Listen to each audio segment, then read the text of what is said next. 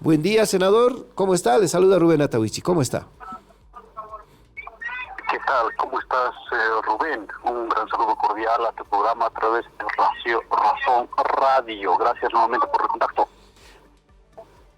Senador, ¿hay alguna convocatoria sesión? El pasado viernes hubo una reunión entre el presidente Andrónico Rodríguez y el presidente Israel Guaitari respecto de reencauzar la agenda legislativa que ha sido derivada del acuerdo del 2 de febrero.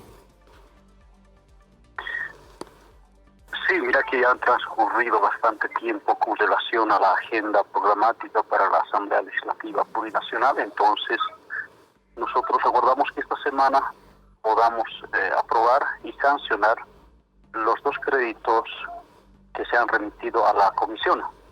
Hoy se tiene previsto la realización de una sesión de la Comisión de Política Económica y Planificación de la Cámara de Senadores en horas de la tarde, a horas 15 exactamente. En esta instancia se van a abordar estos dos proyectos de ley que han sido remitidos. Una vez aprobadas el informe, se remitirá al plenario en el mismo día, ojalá que hoy se pueda eso lograr. Ya mañana se podría convocar o el día jueves se podría convocar a una sesión plenaria.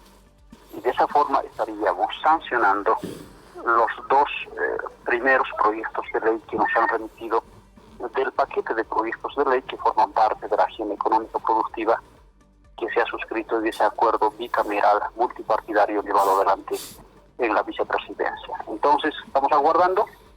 Nosotros formamos parte de esta comisión de manera escrita, vamos a participar para que se pueda considerarla de manera inmediata hoy día y luego entre mañana y pasado podría ya convocarse a la sesión plenaria, reitero. De esa forma estaríamos solo aprobando estos dos primeros proyectos de ley. Sin embargo, están pendientes los otros créditos que tienen que remitirse al menos a la comisión pertinente. Por eso hicimos el reclamo correspondiente a Presidencia del Senado para que de una vez todos los proyectos de ley puedan remitirse a la comisión pertinente. Si acaso no se puede dispensarse de trámite, porque lo otro significaría que podríamos directamente tratar en el plenario de la Cámara de Senadores. Sin embargo, nosotros hemos visto nomás de que no hay esa voluntad, por tanto tendría que nomás pasar por la comisión y por tanto la comisión tendría que convocar a esa sesión. Así nos encontramos en la Cámara de Senadores. Más allá del anuncio de Andrónico Rodríguez de reencaminar estos créditos, ¿qué sabe del destino de estos proyectos de ley de créditos, senador? Usted nos decía, dos están siendo considerados, los restantes no. Y llama la atención que después de ese anuncio incluso se dude de la buena voluntad de la Cámara de Senadores de resolver estos temas. Lo que pasa es que debería de haberse remitido todos los proyectos de ley a la Cámara, o en este caso a la Comisión. Nosotros hemos exigido, ¿por qué solo dos? Y bueno, nos respondieron muy escuetamente en el sentido de que faltaba alguna documentación adicional que estaban abordando que pueda complementarse. Entonces, eso es lo que en definitiva ha impedido para que se pueda remitir a la comisión. También existe nomás alguna motivación política, ojalá que no continúe eso, porque el fin de semana hemos escuchado de parte de los dos presidentes camarales, Andrónico Israel Guaitari, que se va a viabilizar. Esperemos que sea así, que esta semana de una vez los otros 4 proyectos de ley que está en presidencia se remita de una vez a la comisión y la comisión pueda inclusive requerir cualquier información complementaria, porque para eso es la comisión. Ya la comisión tiene pues un trabajo que realizar, revisar en la forma, el fondo, el procedimiento, pedir explicaciones, porque ahí pueden venir. Y así se lo hizo a defender el proyecto de ley los ministros del área económica con relación a estos créditos, y obviamente de esa manera ya se puede considerar en primera instancia en la comisión, ¿no? Entonces, pretender ganar tiempo, dilatar o exigir complementación o informes, eso simplemente significa que no estaríamos cumpliendo la agenda y el acuerdo que se había llegado el 2 de febrero. Además hay un tema, Rubén. La 079, que es un proyecto de ley, ya hace 2 semanas atrás, Sí. un poco más todavía, ya deberíamos haber aprobado, pero se remitió a Secretaría General.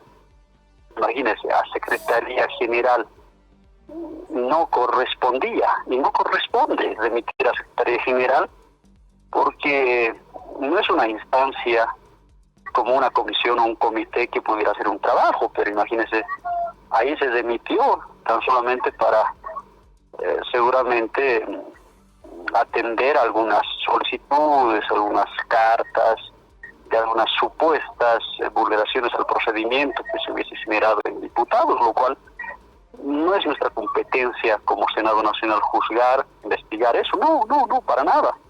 Nosotros somos Cámara Revisora y consecuentemente se tiene que ya tratar en la forma y en el fondo en las comisiones y en el plenario como corresponde.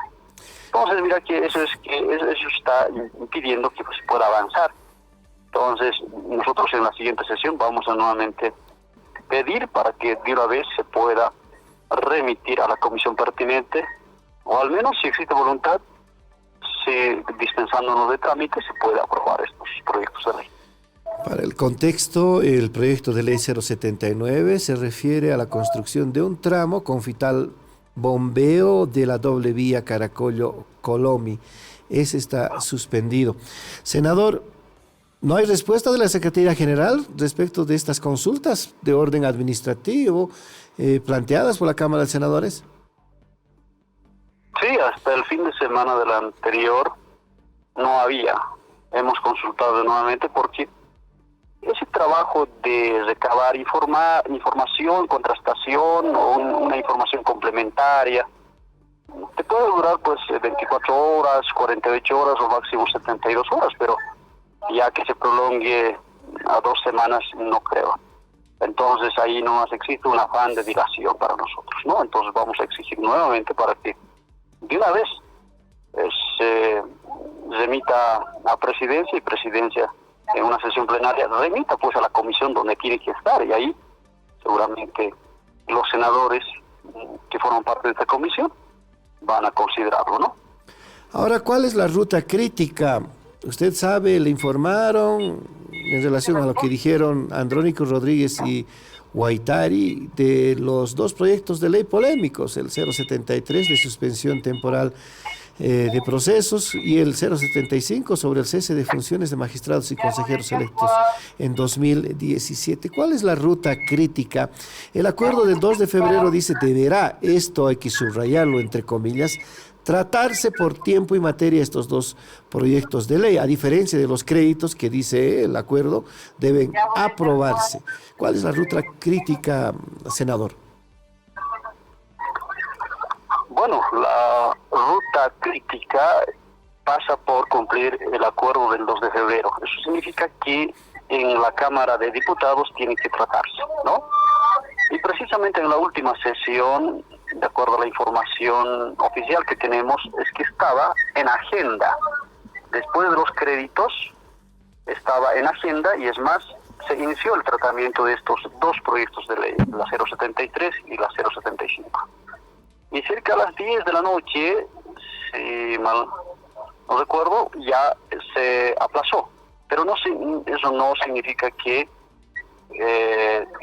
se declinó competencia, no, para nada. Significa que se difirió para otro momento. Así que en esa instancia camaral, que tiene competencia legislativa, atribución reconocida y es más, refrendada por el acuerdo, tiene que concluirse su tratamiento. Dice, deberá tratarse, que se trate conforme a los antecedentes, a los informes. Es más, la Comisión de Constitución de Diputados ya se pronunció con relación a estos 2 proyectos de ley. Sobre ese antecedente tienen que tratar. En cambio, los proyectos de ley no solo es tratamiento, es aprobación, sanción en lo que respecta a la Asamblea. Y nuestro presidente lo promulgará. y publicada. Esa es la ruta crítica que se debe cumplir. Así que está ya en la Cámara de Diputados. No ha perdido competencia, no ha declinado competencia. En esa instancia camaral tiene que agotarse su tratamiento y cesar en definitiva este tratamiento. Ahora bien, en el tema de fondo, seguramente analizarán, pues, en base al informe de la Comisión de Constitución, las declaraciones constitucionales, porque la Asamblea Legislativa Plurinacional no tiene competencia para elegir o designar a magistrados, menos para destituir o cesar a magistrados y magistradas. Con esos extremos, con esos antecedentes constitucionales, seguramente van a agotar, así es lo que dijo, al menos yo he escuchado de parte del presidente de la Cámara de Diputados, que tendrán que abordar y tratar estos dos proyectos de ley. Ahora llama la atención, senador, por lo menos desde la perspectiva o la percepción de los medios de comunicación, que la bulla haya terminado sin más. Hasta hace 2 semanas el conflicto era por incorporar en la agenda de la Cámara de Diputados estos 2 proyectos de ley. Ahora está más o menos en debate, pero nadie se mueve, nadie se muere, nadie chilla, nadie grita respecto de por qué con tanta lentitud se está considerando estos proyectos de ley. ¿Qué percepción tiene de esto, senador? Bueno, con relación a este tema, nosotros debemos asegurar que el tema de fondo hace pues a las elecciones judiciales. Las elecciones judiciales es la única forma de superar esta situación en la que nos encontramos. Y la elección judicial es la única forma para renovar las altas autoridades del órgano judicial, y eso está avanzando a paso firme, con dificultades, con ciertos problemas que pueda existir, como todo proceso de preselección, pero está avanzando porque es un proceso creíble, es un proceso que se ha garantizado a través de los instrumentos normativos, como es el proyecto de ley 144, ahora ley 1549, la convocatoria aprobada, y imagínense, ya estamos 2 etapas que hemos agotado. Ahora estamos ingresando a la etapa, o desde ayer se ha ingresado a la etapa de revisión de documentación. Eso va a ir avanzando, ¿no? Va a ir avanzando porque existe voluntad. Entonces, nosotros consideramos de que ese debe ser el camino, esa es la vía institucional, respetando las entidades o la institucionalidad del Estado, que debe estar vigente en todo proceso y en todo Estado democrático. Entonces, lo demás ya son temas políticos, de cálculo político, ¿no es cierto? Entonces, aquí debemos siempre anteponer el interés del país, la institucionalización, ¿no? El proceso de institucionalización y renovación de altas autoridades precisamente debe cumplirse en estas 2 fases que tiene, primero la Asamblea y segundo el Tribunal Supremo Electoral. En eso nos encontramos y ese debe ser el camino, ahí debemos concentrar nuestros esfuerzos como senadores y diputados de la Asamblea. Senador, ya que habla de elecciones judiciales, hemos estado observando en las listas de estas 715 postulaciones de que hay pocas mujeres. Incluso hay riesgo de que en algunos órganos pudieran haber menos mujeres que varones. La ley prevé paridad de la participación de las mujeres. ¿Usted percibe de que hay riesgo de que incluso, según la ley, pueda declararse desierta la convocatoria? Ayer se comentó bastante con relación al cumplimiento de esos 2 elementos, el primero género y el segundo lo indígena. También en horas de la tarde hemos escuchado de los miembros de la Comisión Mixta de Constitución la posibilidad de poder aprobar o generar una ley. Se está analizando.